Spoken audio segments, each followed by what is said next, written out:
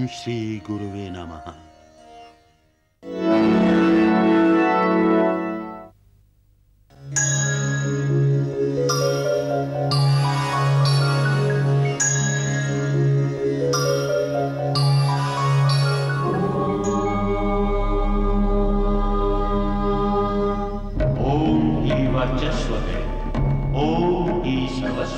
जीर्ण तन या हीन मन हो या मनस का फेर हो, पाप की दुविधा हो या फिर इस जगत का घेर हो, शरण अध्यात्म को अपना बना कर दे, एक और विज्ञान से रिश्ता बना कर दे।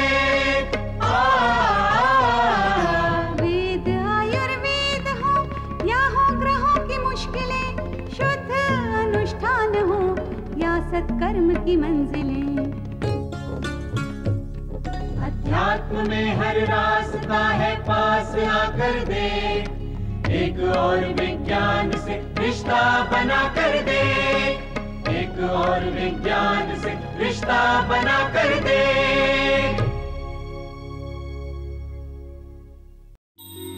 एक और विज्ञान जादू टोने की लचर बातों से दूर शुद्ध रूप से वैज्ञानिक पक्षों का स्वरूप है। इस कार्यक्रम में तंत्र द्वारा देह व परिवेश की शुद्धिकरण की मिलीजुली क्रिया का ज्ञान सब तक पहुंचाया जाएगा।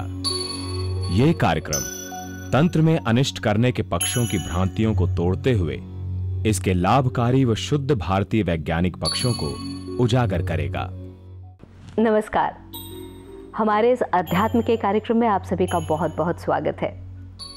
आध्यात्म जो एक माध्यम है हमें उस तक पहुंचाने का, और इसमें हम किस तरह से एकाग्रचित्त होकर अपने इष्ट को, अपने ईश्वर को, अपने उस सत्ता को प्राप्त कर सकते हैं जहां हमें सब सुख संपन्नता प्राप्त हो। एकाग्रचित्त कैसे हुआ जाए? जीवन में शुरुआती दिनों में ही हमें ये सीखने को मिलता है, लेकिन हम इसे अभ्यास कितना कर पाते हैं, कितना एकाग्रचित्त होकर अपने लक्ष्य को प्राप्त कर पाते हैं, ये मुद्दे की बात है। ऐसा अक्सर नहीं हो पाता, कोशिश करते हैं फिर भी नहीं हो पाता।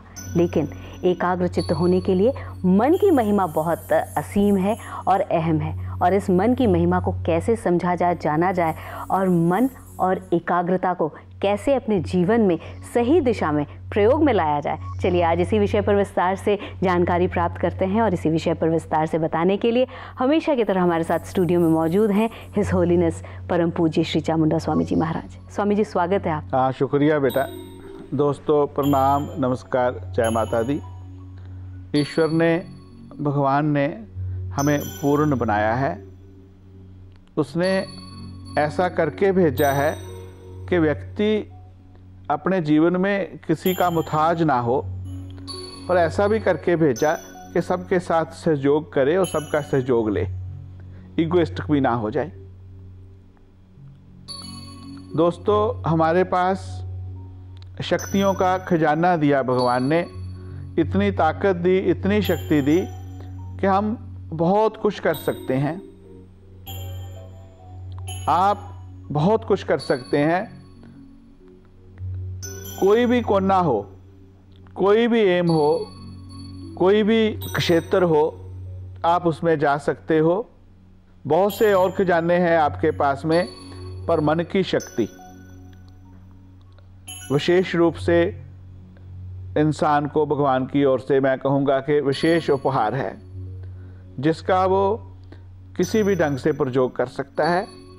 वो प्रयोग करते करते नीचे भी जा सकता है और ऊपर भी उठ सकता है। अगर मन आपका दास है, मन के साथ आपने माइंड मैनेजमेंट सीख लिया, तो आप जैसा कोई नहीं है। मन के गुलाम हो गए तो फिर भी आप जैसा कोई नहीं है, बहुत डाउन चले जाएंगे। स्वामी जी, व्यक्ति जो है एकाग्र होने के लिए बहुत कोशिश करता है, या यूं कहिए कि शुरुआती दिनों में बहुत एकाग्र रहता है, कॉन्सेंट्रेटेड रहता है, लेकिन जैसे जैसे समय बढ़ता जाता है या व्यक्ति की उम्र होती जाती है, उसका कॉन्सेंट्रेशन का पावर जो है वो कम होता रहता है। क्या इसमें मंत्र विज्ञान उस व्यक्ति की कुछ मदद कर सकता है, या स्पिरिचुअलिज्म के माध्यम से वो अपने इस कॉन्सेंट्रेशन को वापस पा सकता है? सबसे ज़रूरी है बेटा कि हमें किसी चीज़ को प्रेशर से नहीं दबाना चाहिए। जब हम मन को मन की शक्ति को प्रेशर से दबाते हैं, उसको डाउन करते हैं, तो कहीं भी कभी भी उठ खड़ा होता है। जैसे आप सोचो, अभी अभी शोध हुई कुछ साल पहले, आप लोग दोस्तों वज़न कम करने के लिए कोई एक्सरसाइज करते हैं, डाइटिंग करते हैं। एक बार आपने डाइटिंग की तो उससे आप पतले हो गए, आपका वज़न कम हो गया। उसके पश्चात फिर आपने खाना वाना शुरू कर दिया तो फिर आपका वज़न बढ़ गया। फिर आप जब डाइटिंग करते हैं तो फिर मुश्किल से उतरता है। उसका कारण क्या है कि जो हमारा मन है वो समझ लेता है कि ये बहुत चालाक है, आगे जाके मुझे भूखा रखेगा। वो पहले से ही ऐसी स्थिति बना देता है कि वह उस स्थिति में आपको दोस्तों आने नहीं देता। मन के साथ चालाकी से ना करें कुछ भी, ना मन को दबाएं, ना मन पे प्रेशर दें। मन एक बच्चे की तरह है। जैसे एक बच्चा आग को जा रहा हाथ लगाने के लिए, उसको आप रोकते हैं तो नहीं रुकता है। आप उसको रोकते नहीं हो, वाच करते हो। बच्चे को पता चलता है कि मेरी माँ, मेरा पापा, मेरी सिस्टर मुझे वाच कर रहे हैं, तो चला आता है, उसको कुछ नहीं कहते हैं। तो मन के साथ साक्षी भाव से रहें। जैसे आप ध्यान में बैठ गए, जहाँ खाना बनाने लगे, खाना बनाते बनाते आपका मन हुआ कि नहीं, मुझे तो अपनी सिस्टर से बात करनी थी, पर बात भी मुझे ना अकेले में करनी है, सबके सामने नहीं कर सकती, उसकी कोई समस्या हो सकती, वेरी इंपॉर्टेंट हो सकता है। फिर आप उसमें दोनों में कोई सिलेक्ट कर लें कि मुझे खाना बनाना है अभी कि बात करनी है। तो मन आपका एकदम हट जाएगा, मन कहेगा खाना बना ले, फिर बात हो जाएगी। अगर आप मन को कुछ नहीं कहते हो, सोचते जाते हो, ना तो मन खाना बनाने में जाएगा, ना आप बात कर पाएंगे, वो खाना भी अच्छा नहीं बनेगा, बात भी नहीं होगी, दोनों कामों से आप गए। कभी कभी आप ध्यान में बैठे तो मन आपका चला गया कि नहीं, मुझे तो स्वामी जी के साथ प्रोग्राम करना है, तो मन को जाने दें, भैया जा भैया प्रोग्राम कर ले, क्या करता है, और चले जा कहीं जाना, तो मन वापस आ जाएगा। अगर मन को आप प्रेशराइज करते हैं तो नहीं बनेगी बात। पहले जहाँ जाता है अगर उसको जाने देते हो तो वापस आ जाता है। फिर मन के साथ आप समझाओ कि नहीं, ये बात अच्छी है कि ये बात अच्छी है। आप बैठे हो मन में, आप किसी के साथ प्यार कर रहे हो मन से, वो बच्चा हो, पति हो, आपके पिता हो, माता हो, दोस्त हो, कोई भी हो, तो आपके मन को बहुत अच्छा महसूस होने लगता है। आप बैठे बैठे मन से ही जलसी करने लग जाएं किसी के साथ, तो आपकी जो नेगेटिव रेजेज हैं वो मल्टीप्लाई दोस्तों होने लगती हैं। वैसे ही वो रेजेज उस व्यक्ति तक भी पहुंचती हैं। अगर प्यार कर रहे हो तो वो भी पहुंचता है, नेगेटिव कर रहे हो वो भी पहुंचता है, उधर से नेगेटिव होकर के फिर आपके ऊपर आता है और आपको जला करके राख कर देता है। उसका कोई उपाय नहीं है। अगर आप प्यार करते हो तो आप देखो, आप भी शांत होते हो। किसी का कारोबार अच्छा हुआ, आप सोचते जब बड़ी भगवान की कृपा, उनका अच्छा हुआ। जब आप सोचते उनका अच्छा हुआ तो आपके रास्ते अपने आप निकलने लगते हैं कि हमारा भी अच्छा होगा।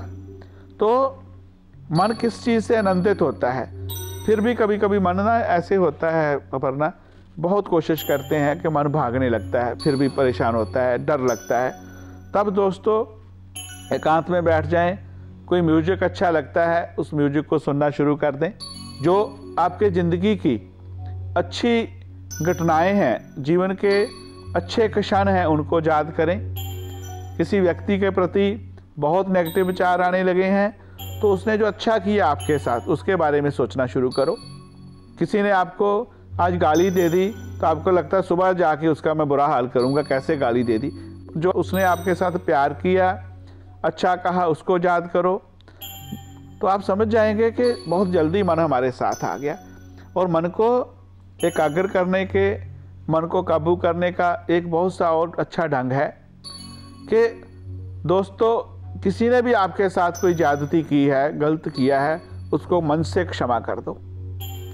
बोल दो यार तेरी कोई मजबूरी होगी, तू बहुत अच्छा आदमी है, ऐसा करने वाला है नहीं, हो गया, आई लव यू, मैं तुम्हें प्यार करता हूँ। पर स्वामी जी यहाँ पे एक बात जानना चाहेंगे, कई बार ऐसा होता है कि मन से हम, मतलब जैसे आपने कहा कि मन से क्षमा कर दो, तो कई बार ऐसा होता है कि हम मुंह से बोलते हैं कि अच्छा चलो माफ़ कर दिया, चलो छोड़ो ना, या कई बार मन में भी बोलते हैं, बोलते तो हैं लेकिन वो चीज़ करते नहीं है, मतलब वो मन से उस चीज़ को एक्सेप्ट नहीं करते हैं। तो वो मन से जब तक एक्सेप्ट नहीं होगा तब तक मुंह से बोलने का कोई फायदा नहीं, कोई फायदा, वो ज़्यादा नुकसान हो जाएगा। तो वो मन से कैसे एक्सेप्ट कर ले किसी चीज़ को? जैसे कि आपने कहा कि क्षमा कर दिया तो मतलब वो चीज़ खत्म हो गई ना, मन हमारे अधीन आ गया, लेकिन वो होता नहीं है कई बार। ऐसा बेटे, जब आपकी प्रैक्टिस हो जाएगी, जब आप सब कुछ मन से करने लगोगे, आप मन से पढ़ रहे हो, स्टडी कर रहे हो, मन से ड्राइविंग कर रहे हो, मन से खाना बना रहे हो, मन से बाकी काम कर रहे हो, जब ये स्टेप आएगा तो वो भी बेटा मन से ही होगा। प्रैक्टिस करते करते धीरे धीरे ये बात हो जाएगी। और कहीं हमसे भी दोस्तों गलती हो गई तो मन से क्षमा मांग लें। हम भी गलतियां करते हैं, तो आप देखना है कभी भी करके, आपको लगता है कि ये छोटी बात है, पर आप देखेंगे कि आपको क्षमा करके और क्षमा मांग के जो आनंद प्राप्त होता है आप सोच नहीं सकते हो।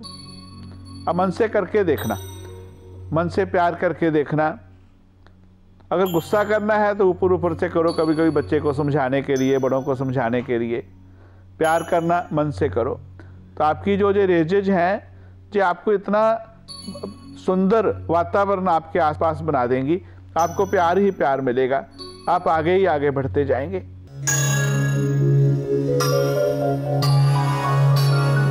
स्वामी जी, मन को काबू में कैसे रखा जाए, कैसे एकाग्रचित होकर अपने लक्ष्य को प्राप्त किया जाए, इसके लिए कुछ ऐसे छोटे छोटे उपाय, कुछ ऐसे टिप्स जो कि हर एक इंसान के काम में आए? क्योंकि मन से तो मेरे ख्याल से ज़्यादातर लोग परेशान हैं, क्योंकि मन किसी के भी ज़्यादातर लोगों के काबू में है ही नहीं। मन हमारी बहुत बड़ी शक्ति है, बहुत बड़ी पूंजी है।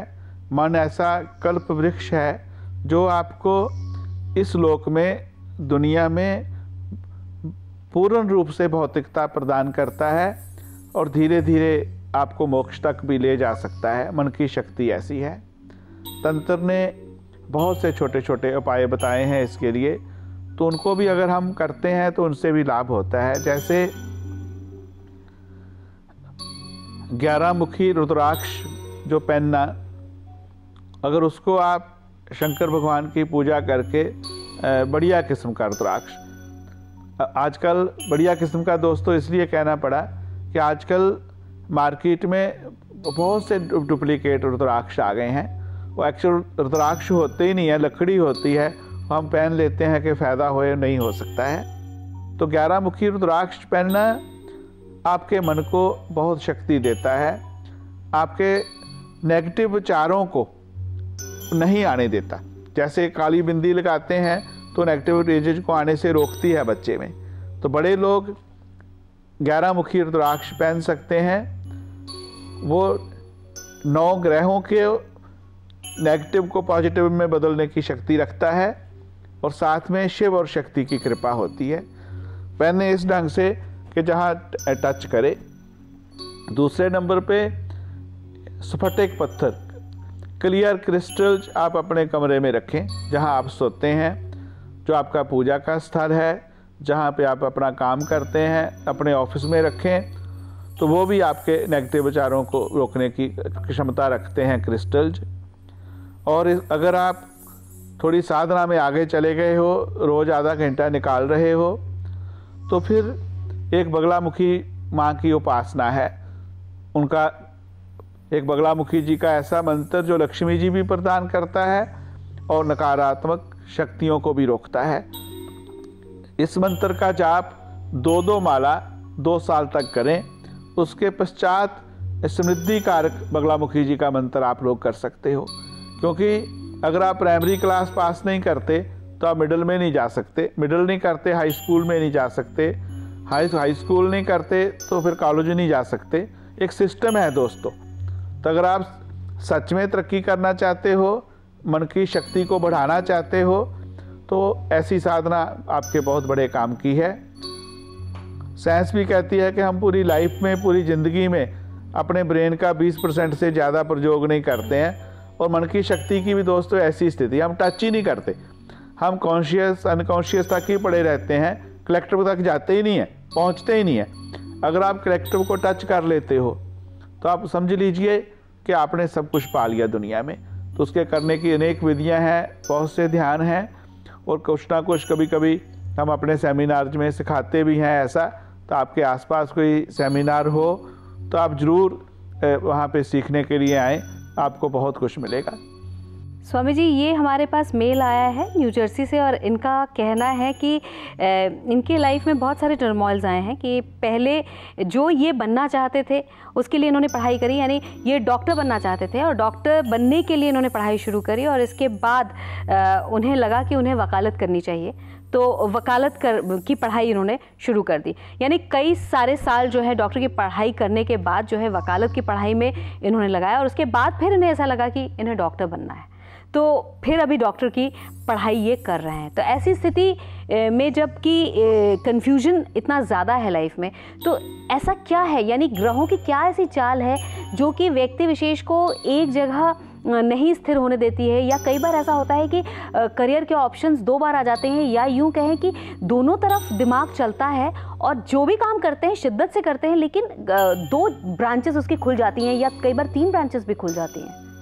जहाँ पे दोस्तों आपको बहुत अच्छे एस्ट्रोलॉजर की ज़रूरत है, साथ में बहुत अच्छे गुरु की ज़रूरत है। ऐसी कभी भी कन्फ्यूजन होए, कभी भी ऐसी स्थिति हो, एस्ट्रोलॉजी का सहारा लें और उसके पश्चात आप अपने गुरु चरणों में जाएं, तो वहाँ से जो आपको मार्गदर्शन मिलेगा वो बहुत सही होगा। पर बहुत से लोग ऐसे हैं जिनके पास में ये कन्फ्यूजन है कि कभी कभी वो फैसला नहीं कर पाते, क्योंकि कभी कभी एस्ट्रोलॉजर के पास भी पढ़ना हम जाते हैं उसके साथ में हाँ से हाँ मिलाने के लिए, हमारे मन में जो चल रहा होता उसी की हाँ में हाँ मिलाए। गुरु के पास जाने का कभी साहस नहीं करते, चाहते हैं तो फिर कभी कभी उन पे भी विश्वास नहीं होता कि हम चाहते कुछ और हैं, गुरु कुछ कह रहे हैं। ऐसी स्थिति में दोस्तों माँ स्वप्नेश्वरी देवी बहुत बड़ी आपकी मदद करती हैं। स्वप्न में आपको अपने प्रश्न का उत्तर मिल जाता है। आप मन में प्रश्न ठान लें कि मुझे क्या करना चाहिए। इस प्रश्न के साथ माँ वराही देवी जी का मंत्र आपको बता रहा हूँ, उस मंत्र का जाप करें। कम से कम 5 माला 7 माला करके फिर सो जाएं। सोने से पहले अपना फ़ोन वगैरह बाहर कहीं रख दें ताकि आपकी नींद डिस्टर्ब ना हो। तो कभी कभी 5 दिन में जवाब मिल जाता है, पर मैक्सिमम 21 डेज के अंदर अंदर आपको जवाब मिल जाता है। मंत्र आप नोट कर लें। हरीम नमो वाराही आघोरे स्वप्नम दर्शय ठै ठै स्वाहा। फिर दोबारा बोलता हूँ। हरीम नमो वाराही आघोरे स्वप्नम दर्शय ठै ठै स्वाहा। बेड बहुत आपका क्लीन होना चाहिए, दूसरा व्यक्ति उसमें ना सोया हो। रूम को बहुत क्लीन करें, बहुत पवित्र करें। आप देखेंगे कि कुछ ही दिनों में आपको आपके प्रश्न का उत्तर मिल जाएगा। तो इससे दोस्तों बड़ी बड़ी समस्याओं का समाधान हो सकता है। पर स्वप्न विज्ञान की भी एक अपनी साइंस है, उसके स्वप्न आने का एक ढंग है, मीनिंग है उसका।